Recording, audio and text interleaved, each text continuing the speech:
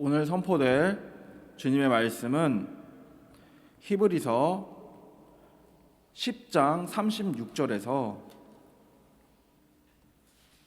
11장 3절까지의 말씀입니다. 히브리서 10장 36절에서부터 11장 3절까지의 말씀입니다.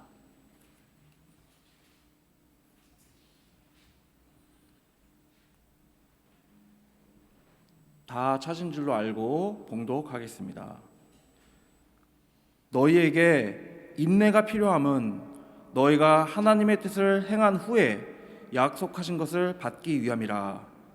잠시 잠깐 후면 오시리가 오시리니 지체하지 아니하시리라. 나의 의인은 믿음으로 말미암아 살리라. 또한 뒤로 물러가면 내 마음이 그를 기뻐하지 아니하리라 하셨느니라. 우리는 뒤로 물러가 멸망할 자가 아니요 오직 영혼을 구원함에 이르는 믿음을 가진 자니라. 믿음은 바라는 것들의 실상이요 보이지 않는 것들의 증거니 선진들이 이로써 증거를 얻었느니라. 믿음으로 모든 세계가 하나님의 말씀으로 지어진 줄을 우리가 아나니 보이는 것은 나타난 것으로 말미암아 된 것이 아니니라. 아멘. 기도하겠습니다. 역사의 주인이시고 참 생명의 본체 되신 주님 감사드립니다. 오늘 이 히브리서 기자를 통해 선포되는 말씀이 오늘날 우리에게 어떤 의미가 되고 어떻게 이해해야 되는지 가르쳐 주시고 설교자의 입을 통해서 나오는 그 모든 말들이 인간적 오해가 없이 바르게 알아들을 수 있고 선포될 수 있게 인도하여 주시옵소서. 우리의 모든 삶도 우리의 모든 목적도 주 예수 그리스도의 영광을 위해서 살아갈 수 있는 모두가 되게 인도하여 주시옵소서. 예수 그리스도의 이름으로 기도 올리옵나이다. 아멘. 오늘 본문은 상당히 많이 읽어왔던 본문 중에 하나고 신앙이 무엇이냐 믿음이 무엇이냐고 할 때 항상 인용되는 본문이기도 합니다. 그런데 오늘 본문에서 저는 조금 더 나아가서 한국어도 영어도 아니고 그리스어적인 표현이 어떻게 원래는 적혀 있었고 그것이 어떻게 돼서 우리가 이렇게 이해하게 되는지에서 잠깐 생각해 보려고 합니다. 우리나라 말에는요 시제가 정확하지 않은 부분이 있는데요 과거나 미래에 대한 시제가 굉장히 정확하지가 않아요. 과거에 일어난 일은 더 먼 과거, 더 먼 과거. 미래에 대한 것도 부정확하게 더 먼 미래. 또 현재가 진행되고 있으면서 미래까지 간다는 개념도 굉장히 없고요. 어쩌면 한국어는요 세상에 있는 많은 언어들 중에 현재에 굉장히 집중되어 있는 언어예요. 한국어 자체는요 현재형으로 말하는 경우가 굉장히 많습니다. 또는 과거 지향적 언어기도 합니다. 이 말씀을 왜 드리냐면요 오늘의 본문이 한국인의 마인드로 그냥 읽어버렸을 경우에 굉장히 오해가 될 부분이 있기 때문이에요. 그래서 생각해 보겠습니다. 36절부터 보시면 너희에게 인내가 필요하다. 너희가 하나님의 뜻을 행한 후에 약속하신 것을 받기 위함이라. 자, 우리가 신앙인으로서 기본적으로 알고 있는 것은 이것입니다. 주님은 무엇을 약속하셨습니까? 속죄를 통한 영원한 생명을 주신다고 약속하셨습니다. 그것을 우리가 먼저 예수님을 믿음으로 말미암아 시작하였지만 완성은 어떻게 되는 것일까요? 보통 우리가 성화라는 단어를 쓰지만 성화의 완성, 성화의 열매는 무엇일까요? 더 이상 내가 세상적인 윤리적인 또는 영적인 죄를 이 땅에서 짓지 않는 걸 얘기하는 걸까요? 많은 사람들이 생각했습니다. 기독교인이 되면은 이제는 내가 부정적이고 잘못된 행동들도 좀 고치고 하나님의 사람으로서 좀 윤리적으로도 많은 사람들에게 사랑을 보여주고 그렇게 살아야겠다. 틀린 거 아닙니다. 그런데 그것이 완성일까요? 과연 그것이 완성일까요? 사람이 선하다는 것이 과연 사람의 기준으로서 선할 때 하나님께서는 그걸 선하다고 하실까요? 중요한 것은 이것입니다. 성화의 완성은요, 부활입니다. 부활하지 못하면요, 온전치 못했고요, 조금이라도 죄가 있다는 것이고, 그 조금이라도 죄가 있다는 것은요, 예수님을 신뢰하지 못했다는 얘기입니다. 성화의 열매는요, 천국에서 부활하는 것입니다. 영원한 생명을 얻는 것 자체입니다. 하지만 그 연습은 지금부터 시작이겠죠. 그런 의미에서 인내를 얘기하고 있다고 이 문장을 읽어야 되는데, 문제는 이 인내라는 게 내 욕망이 있고 내가 하고 싶은 게 있지만 하나님을 생각하고 예수님의 복음을 생각해서 내가 하고 싶은 것을 억제하는 것이라고 읽기가 너무 쉽다는 겁니다. 지금 한국어로서는 아닙니다. 이 인내라는 단어는요, 그리스어로는 휘포모네스라는 단어입니다. 이 단어의 원래 1차적인 뜻은요, 항상성이라는 것입니다. 항상성이기 때문에 인내라고 번역이 된 것입니다. 그러면은 영어로는 어떻게 돼 있을까요? 영어로는 need of patience라고 돼 있습니다. patience로 그냥 인내죠. 인내라는 것은 당연히 개념적으로 반대급부적인 성향을 가집니다. 내가 참는 거다. 아닙니다. 원래 그리스어상에서는요, 참는 것이지만 그 참는 게 언제나 동일하게 참는 걸 의미합니다. 언제나 동일하게 참는다. 무엇입니까? 믿음인 것입니다. 믿음의 항상성에 대해서 이렇게 설명하고 있는 것입니다. 그렇다면 우리 삶에 적용시켜서 이 문장을 생각해 보겠습니다. 우리가 하나님의 뜻을 행한 후에, 즉 예수 그리스도를 믿은 후에 약속하신 것을 받기 위해서 무엇을 인내해야 된다는 것입니까? 우리의 신앙이 약화되고 우리의 신앙 안에서 의심이 들고 할 때 그것을 아니야, 난 예수님을 사랑하고 예수님께서 부활하신 걸 믿고 그분이 성육신하신 주님이라는 것을 믿어, 이것에 대한 지킴이 있다는 것을 인내로 표현하고 있다는 것입니다. 굉장히 중요한 것입니다. 우리의 윤리적인 행위라고 한다면요, 그것은 굉장히 잘못된 윤리주의적인 경건주의가 틀린 게 아니라 잘못된 방식의 경건주의로 흐를 가능성이 있다는 것입니다. 그래서 37절에 잠시 잠깐 후면 오시리가 오시리니 지체하지 아니하시리라, 이렇게 읽을 수 있습니다. 아, 그럼 뭐야? 우리 인생이 그렇게 잠깐이야? 네!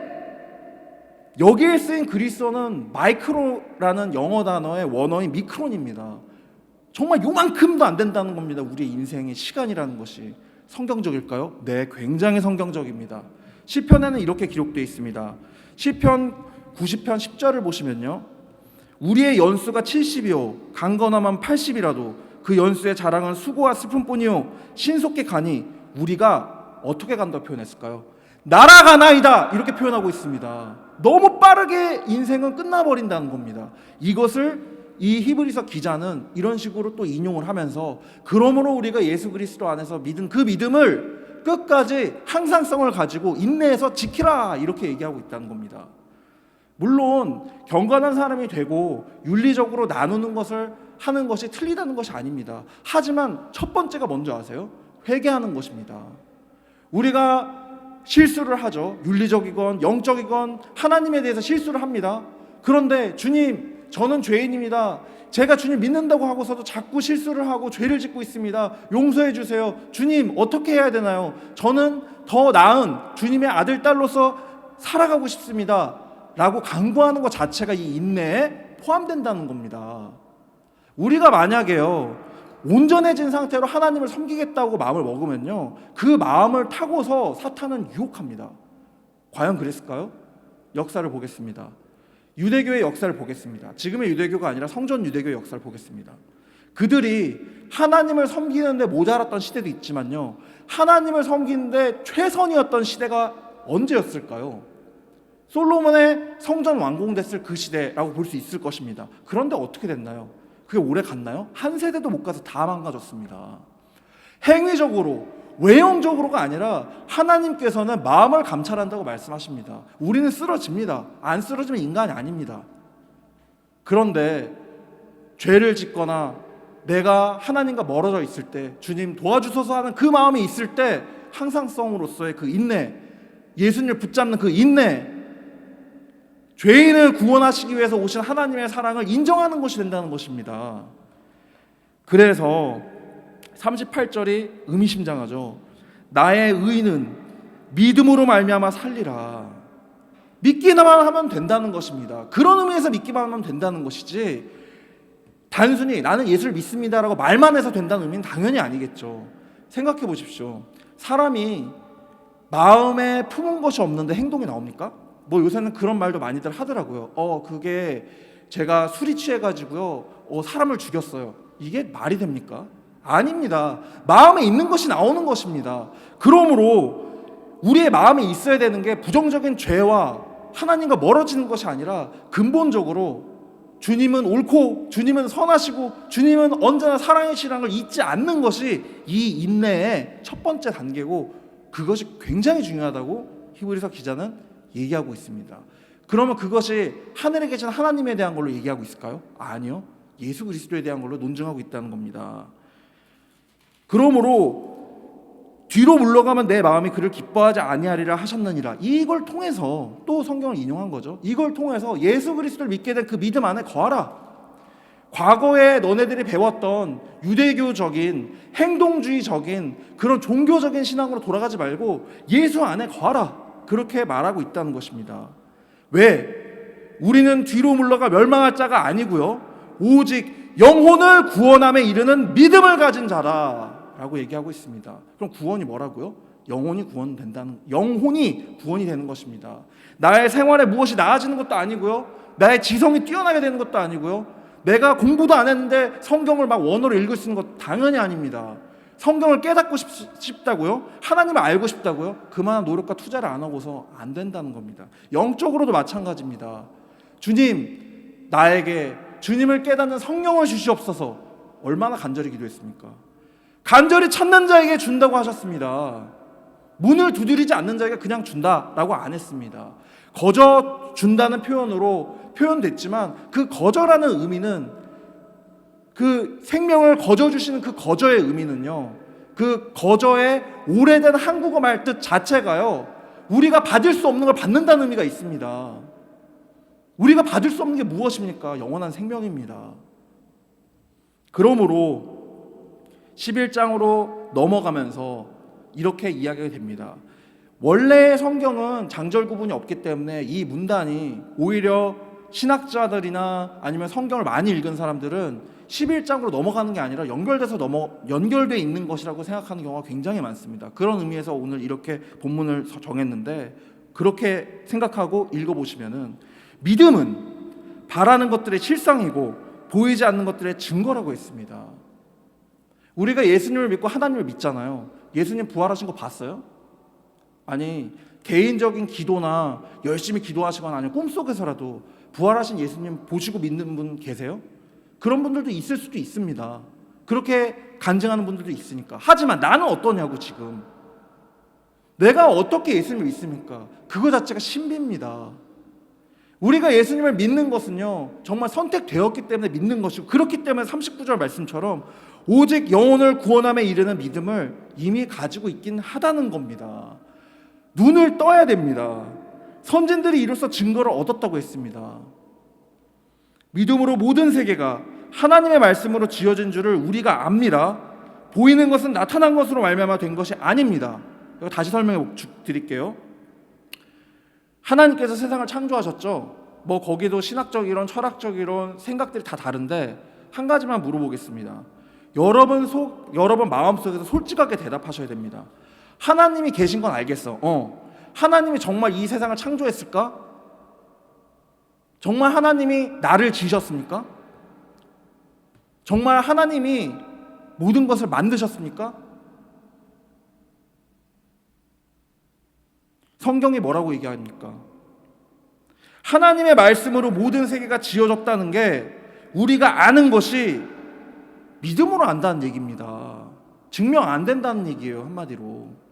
현상적인 것으로 매달리게 된다면 이겁니다. 예수 그리스도 부활 이후에 제자들 포함해가지고 그 수많은 사람들, 그 예수 그리스도의 이름으로 죽었던 그 수많은 사람들이 부활하는 것을 본 사람이 단 한 명이라도 있습니까? 역사 속에? 한 명도 없습니다. 그러나 그들이 하나님의 뜻에 합당하게 살았을 뿐만 아니라, 그런 좋은 이야기들을 남겼을 뿐만 아니라, 의인이 된 것은 예수 그리스도 복음 안에서 의인이 되어서 지금 천국에 있다는 게 안 느껴지십니까? 그것도 안 느껴지는데 예수를 믿는다고요, 지금? 이 부분에 대해서 우리가 다시 생각을 해봐야 됩니다. 자, 그러면 이겁니다. 현대사회는요, 눈으로 보이는 걸로 모든 걸 다 증명하려고 하고요, 눈으로 보이는 걸로 모든 걸 다 설명하려고 합니다. 그러나 그것이 아니라는 것, 영적인 것은 눈으로 보이지 않는다는 것, 그 부분에 대해서 성경은 또 이렇게 얘기하고 있습니다. 시간을 내서라도 열왕기하 6장을 읽어보시길 바랍니다. 열왕기하 6장에는 어떤 이야기가 나오냐, 이방 왕의 군대가 있습니다. 그 군대가 이 엘리사라는 선지자의 말을 들은 유다 왕 때문에, 이스라엘 왕 때문에 침공을 못합니다. 다 알려주는 겁니다. 하나님의 사람을 통해서 그 말을 듣고서 알려줘서 침공을 막는데, 그래서 그 아람 왕이 생각합니다. 그러면은 그 선지자를 치면 되겠구나. 그러면은 신과 통하지 않으니까 우리가 수적으로도 많고 하니까 이길 수 있겠다. 그래서 어마어마한 병거를 데리고 그 선지자와 선지자의 제자가 있는 곳을 산을 다 쌓아버립니다. 어마어마한 병력으로. 그 제자가 얘기합니다.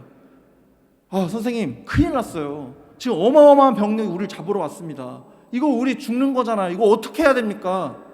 엘사가 얘기합니다. 아니야, 우리의 수가 저들보다 훨씬 많다. 눈으로 보이는 얘기가 아닙니다. 그래서 엘리사는 기도를 합니다. 대답하되 두려워하지 말라. 우리와 함께한 자가 그들과 함께한 자보다 많으니라 하고 기도하여 이르되 주여 원하건대 그의 눈을 열어서 보게 하옵소서 하니 주께서 그 청년의 눈을 여심해 그가 보니 불말과 불병거가 산에 가득하여 엘리사를 둘렀더라. 이렇게 되어 있습니다. 신앙이 무엇이냐, 믿음이 무엇인지 아십니까? 눈에 보이는 대로 행동하는 것은 믿음이 아니라는 겁니다. 아브라함 이야기 지난주에도 말씀드렸죠. 아브라함이 본 것은요, 저기 가면 뭐가 되겠다 해서 간 게 아닙니다. 오직 뭘 따라갔다? 하나님의 명령, 다르게 말하면 말씀, 우리가 부담스러워하는 말로 얘기하지만 율법을 따라갔다는 겁니다. 그 율법엔 뭐가 들어있나요? 이를 통하여서 하나님의 사역, 곧 메시아 예수 그리스도를 보내는 사역까지 연결되는 그 방점 찍는 첫 번째 일, 가나안 땅에서 묻히는 것, 그 가나안 땅을 아브라함 소유를 만드는 것, 시작했다는 겁니다. 우리의 삶은 어떻습니까? 과연 우리는 예수 그리스도의 사람으로 영원한 생명과 영원한 세상을 바라는 마음으로 이 짧은, 이 날아가는 삶을 살고 있습니까? 각자의 삶 속에서 하나님께서 원하고 요구하시는 게 있습니다. 성경은 분명히 바르게 그것을 알려주고 있습니다. 모두가 다 바울이 되라고 하지도 않았어요. 모두가 다 아브라함이 되라고 하지도 않았습니다. 아주 작은 것에도요, 충성할 수 있고 그가 사람한테 맡긴 것을 할 수 있다면 그 사람은 모세와 같은 자고 아브라함과 같은 자고 바울과 같은 자고 요한 같은 자고 마태 같은 자고 그런 것이 되는 것입니다. 우리의 삶은 어떻습니까? 그러므로 기도하셔야 되는데 그 항상성을 가지고 기도한다는 것은 어떤 의미가 될 것이냐, 그 문제에 대해서 생각을 하셔야 된다는 겁니다. 오늘 나누시고 오늘 읽은 그리고 선포된 이 히브리서의 말씀은요, 원래는 이 히브리서가 자기가 하나님의 백성이라고 믿고 있는 사람들이 예수님을 믿었다가 긴가민가한 겁니다. 다시 율법으로 돌아가야 되나? 아니다. 우린 최종 율법, 그걸 완성하신 예수님이 있다. 눈에 보이지 않는 세계가 눈에 보이는 세계보다 크다. 아무리 지식적이고 아무리 성경을 연구하고 그것이 영생을 주느냐? 아니라는 거죠. 그거에 대한 논증이지만 이것을 현재 우리 예수님을 믿는다는 사람들의 삶에 적용시키면요, 똑같은 부분이 하나가 있는데 뭐냐? 정말 우리는 얼마나 예수님을 뜨겁게 사랑하는지에 대해서 역설적으로 묻고 있다는 겁니다. 믿음이 바라는 것들의 실체, 실상이라고 했는데 우리에게 믿음이 없다면요, 우리가 우리 안에 하나님도 안 계신 거고요, 예수님도 안 계신 거고요, 난 겉모양만 믿는다고 하고 있는 겁니다. 뜨거움이 없다면 가짜인 겁니다. 뜨뜻미지근한 것에 대해서 계시록에서도 얘기합니다. 차갑든지 뜨겁든지 하라고. 누가요? 예수님이 직접 말씀하시는 걸 요한이 받아 적은 걸로 되어 있습니다. 우리를 돌아봅니다.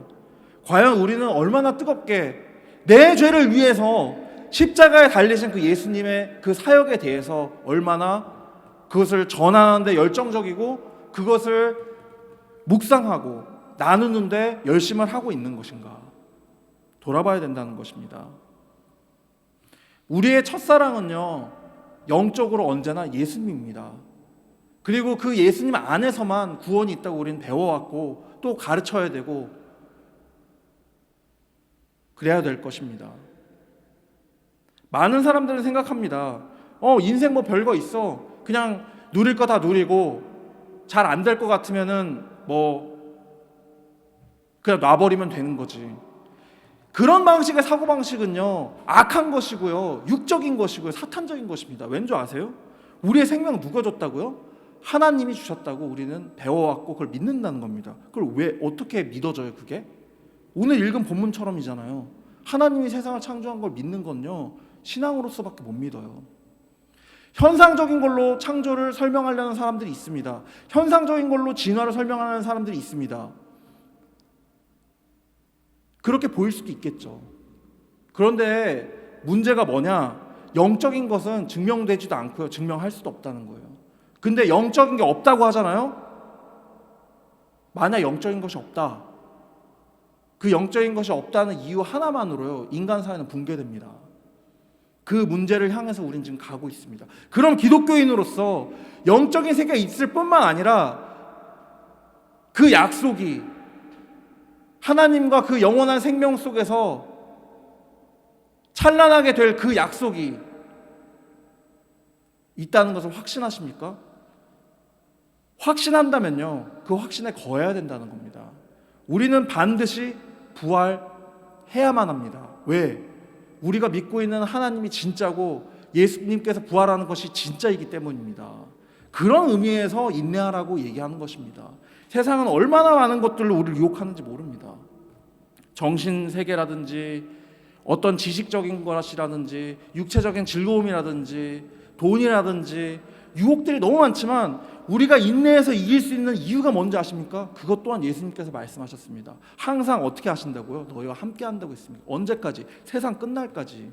예수님의 세상은요, 안 끝나요. 근데 하늘에 계시거든. 그 세상에 우리는 가야 된다는 것이 바로 복음인 것입니다. 세상 끝날까지 예수님이 함께 하신다는 것을 잊지 마시고 개인의 삶 속에서 어려움들이 있을 때마다 예수 그리스도의 십자가를 생각하시고 주님께 간구하고 주님을 바라보시는, 참 생명이신 주님을 바라보시는 여러분 되시기 바랍니다. 기도하겠습니다. 생명이신 주님, 감사드립니다. 우리가 눈으로 보이는 것에만 연연하는 것을 용서하여 주옵소서. 사단이 주께 와서 유혹하였을 때, 이 돌로 떡덩이가 되라고 하셨을 때 말씀하신 것처럼 사람이 떡으로만 사는 것이 아니라 하나님의 모든 말씀으로 산다는 것을 잊지 않게 해주시고 우리의 말씀 되신 예수 그리스도의 복음 안에서 성장하고 나누고 열매 맺을 수 있게 인도하여 주시옵소서. 예수 그리스도의 이름으로 기도 올리옵나이다. 아멘.